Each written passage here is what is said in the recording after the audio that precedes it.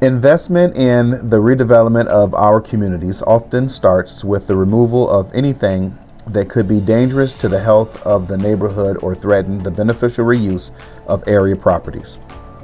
When businesses like gas stations need petroleum and other oils to run their operations, they often bury tanks that supply the oil underground. These tanks can deteriorate and leak over time, causing the release of toxic chemicals underneath the surface. This contamination needs to be cleaned up before the property can be used for the redevelopment that community members want to see in the area. Hi, I'm Brad Bookout. As the Director of Economic Affairs for Delaware County, I've served as the project manager for this important project with the US EPA grant in Delaware County. Our first initial investigations, we wanted to target three important neighborhoods in Delaware County, particularly in the city of Muncie. That is McKinley, Whiteley, and Industry neighborhood. Those are neighborhoods that historically have and traditionally have seen lack of investment or disinvestment in those areas, and so we wanted to make a specific target to those areas. There are a lot of residential homes in those areas. That's important that we address brownfield concerns in those areas to ensure that human health is always something that we're taking into consideration.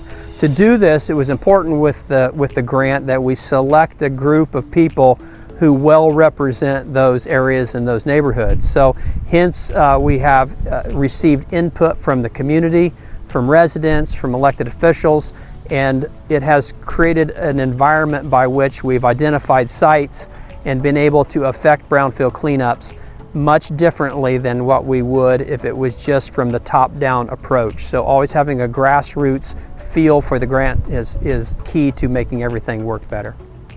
This work helps property owners like the ones in my neighborhood of Industry make their properties safe and more appealing to buyers who want to bring productive, desired businesses to our area. In our three focus communities, we have been successful at pulling several tanks that have been leaking contamination. Here are a few examples of property owners who can be assured that underground storage tanks are not causing problems underneath the ground anymore. This used to be the gas station, and right behind it used to be his house. So he was adjacent to his house, to his gas station. The gas station sat here for many years until him and his wife died. And now, as you can see, the lot has been cleaned from the gas tanks, but this lot has a lot of potential as well. We can put some nice, housing on this lot. And I'm very proud and excited about how we still have properties in this community that can be rejuvenated and brought back to life. I am Joseph Williams. I'm owner-operator of Williams Electric Construction, and our shop is here at 1542 North Jefferson.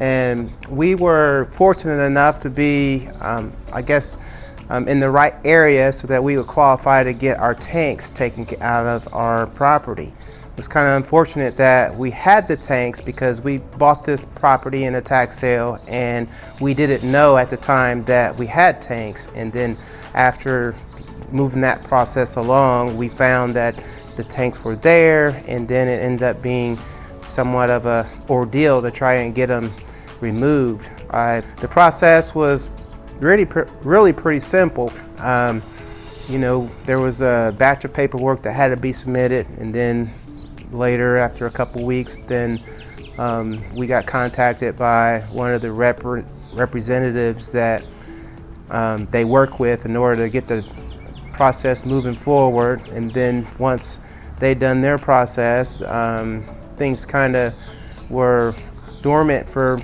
a couple weeks or maybe even 3 weeks. And then all of a sudden I received a phone call saying, hey, we're taking your tanks out today. So obviously that was news to my ears. And after that, it only took really about 4 days. They came and they done some testing, and then they proceeded with getting the contractor here. And then there was, a representative that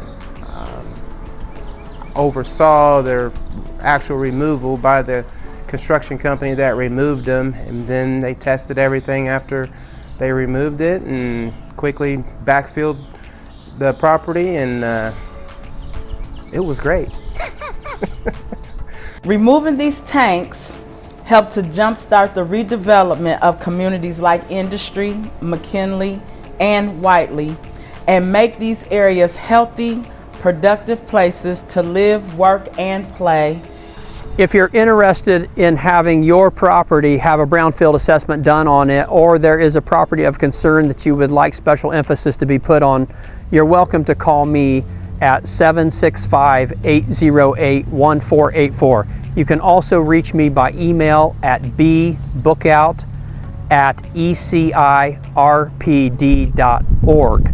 I want to send a special thank you to all the important community members making up the Environmental Justice Committee who are part of this and represent the neighborhoods. Thank you to all of them. I want to thank Bill Walters in the Regional Planning District for having the grant as a component of their organization. Also, I want to thank Yolanda Boucher with the Technical Assistance Brownfields for all of her work in helping to put this program and video together.